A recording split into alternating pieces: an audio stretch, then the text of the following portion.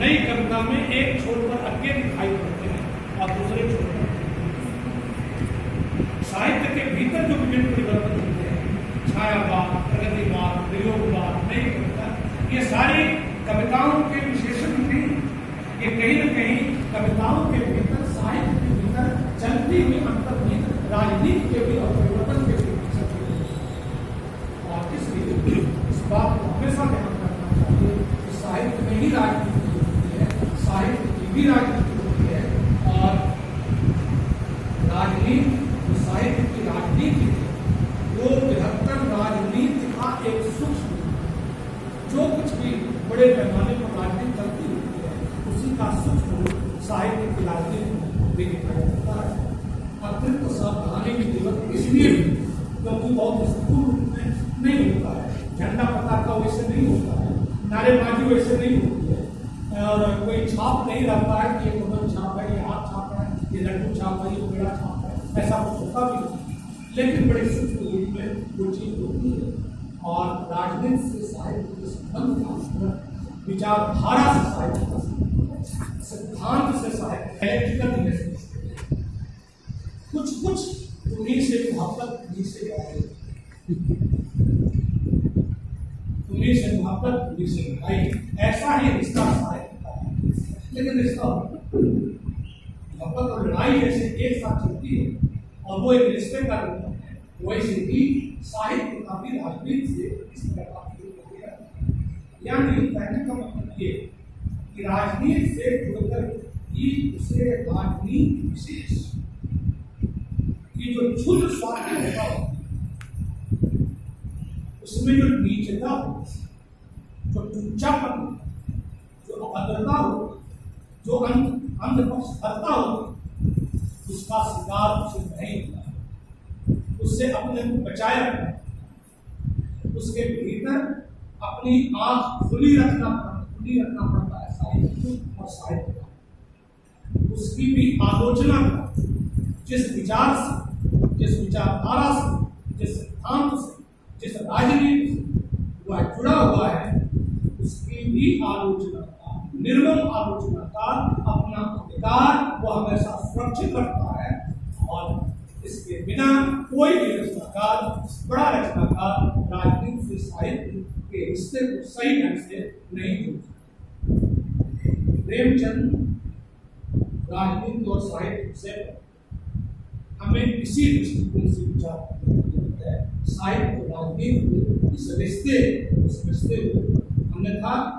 उनके साहित्य के भीतर की जो राजनीति है उसको समझने में हमारी आपकी तरह लेखक कवि कलाकार हो गया, वो भी जीवनानुभवों से सीखता रहता है, जैसे हम लोग अनुभव से सीखते रहते हैं और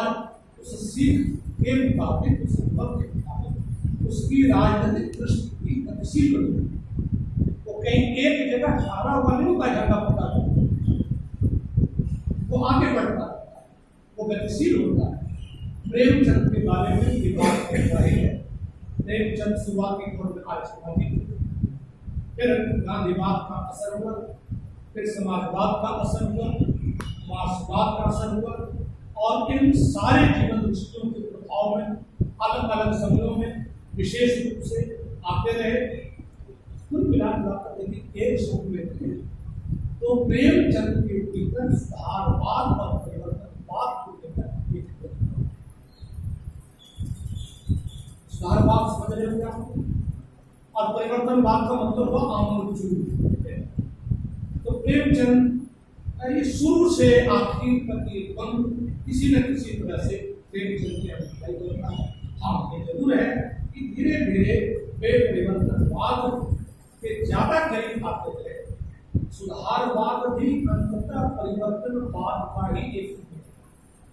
हमें सुधार की स्थिति होनी चाहिए, मतलब हमें परिवर्तन की स्थिति होनी चाहिए। और एक तरह से कह सकते हैं कि सुधारवाद जो है परिवर्तनवाद का मृदुल रूप है, थोड़ा मीठा रूप है, थोड़ा मुलायम कोमल सा रूप है।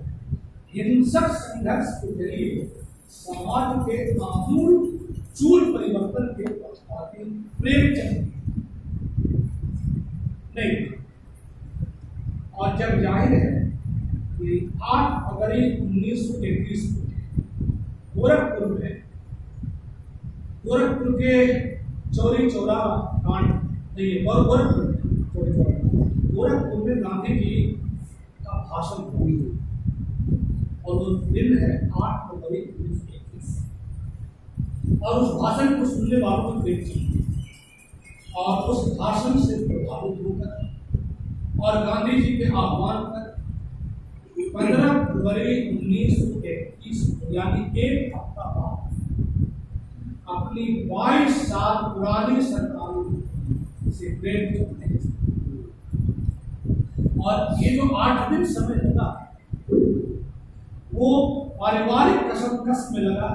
जिन लोगों को भी दिलचस्पी है प्रेमचंद घर में शिवरानी देवी की किताब है तो देखेंगे तो दोनों में जो चर्चा हुई इस बात को लेकर कि यदि छोड़ेंगे तो परिवार कैसे।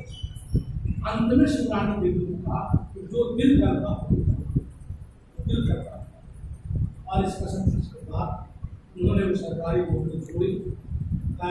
जो सब इंस्पेक्टरी की नौकरी थी उसमें बड़ा भारी हुआ करना वो काफिला चलाता था एक इलाके में चले गए कैंप वहाँ पर लगा और उस इलाके के जितने भी स्कूल है उसको देखने का काम कमाने वाले की अच्छी कमाई पानी देखने वाले इससे कहानी आपको बड़ी हो तो ऐसी नौकरी को छोड़ा आजीविका की समस्या के बाद भी उसको ठोकर मारी और उसके बाद कौमी विद्यालय में हेडमास्टर कौमी करके राष्ट्रीय विद्यालय में जाके हेडमास्टर का पद किया और राष्ट्रीय विद्यालय का मतलब वही समझिए जैसे आजकल एजुकेशन कॉलेज उसी गए 150 रुपया यदि मिल गया तो मिल गया कभी मिला नहीं मिला कुछ इस तरह से हुआ करता था उसमें ये काम किया। उस जमाने के प्रसिद्ध पर जमाना के संपादक दया नारायण निगम मैंने करके मवालात करके यानी खूब बहस करके सरकारी मुलाजिमात से इस्तीफा दे दिया। अब इस कौमी पाठशाला में हेडमास्टरी पर आ गया।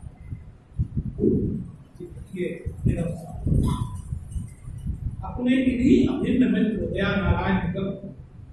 अंग्रेज अफसरों की दावत देने पर उतार दिया। दया नारायण निगम से अद्भुत उन दया नारायण निगम ने जब कुछ अंग्रेज अफसरों को अपने घर पर दावत और बुलाया तो प्रेमचंद ने लगाड़ लगाते हुए दया नारायण निगम पर 31 मई 1922 को पत्र में लिखा आपने अंग्रेजी हुक्काम की दावत नाहक की क्या फायदा। क्या अभी आपने शोहरतगंज खलीलाबाद लखीमपुर वगैरह के वाकये नहीं देखे। ऐसी हालत में अब हम नवाई यानी मेल जो बेमौका है चाहे इससे अपना कितना ही निजी नफा क्यों हो। ऐसी स्थिति हुई थी जब देश आजाद हुआ था तो कुछ वर्ष बाद ही महारानी को भारत आने का निमंत्रण दिया गया भारत सरकार की ओर से। तो उस समय नारायण ने कविता लिखी थी कि आओ रानी हम धोएंगे बाद भी यही हुई है राय लगभग यही स्थिति निगम साहब की थी। एक और अपने विशाले काफी लंबी चौड़ी बातें करते थे करवाते थे और दूसरी अंग्रेज दावत देते थे अंग्रेज और इतने भी ये कहते हुए प्रेमचंद भारतीय 4 फरवरी 1922 चौरी चौरा कांड हुआ जिसमें थाने में आग लगा दी गई। अहिंसक आंदोलन का आह्वान किया गया था। इसके हिंसक हो जाने के कारण गांधी जी ने असहयोग आंदोलन को वापस किया। आप में से जिन लोगों ने जवाहरलाल नेहरू की मेरी कहानी जो उनकी आपको कथा पढ़ी होगी आवाज जानी पीछे तक वो कथा पढ़ी होगी तो उसमें लिखा जवाहरलाल नेहरू ने कि जब गांधी ने आंदोलन को वापस लेने का फैसला लिया तो बहुत बिगड़े शब्द है। लेकिन हम करते भी तो क्या करते जनता की नब्ज पर हाथ उठाने का ही ये प्रेमचंद को भी अच्छा नहीं लगा जब चोरी चोरा कांड के बाद आंदोलन को वापस ले लिया और इस तरह की स्थिति जब आई प्रेमचंद की, तो उन्होंने उसका एक तरह से कह सकते हैं कि प्रतिकार किया और प्रतिकार करते हुए जो कि बात उन्होंने कही उस पर हमारा ध्यान रहना चाहिए।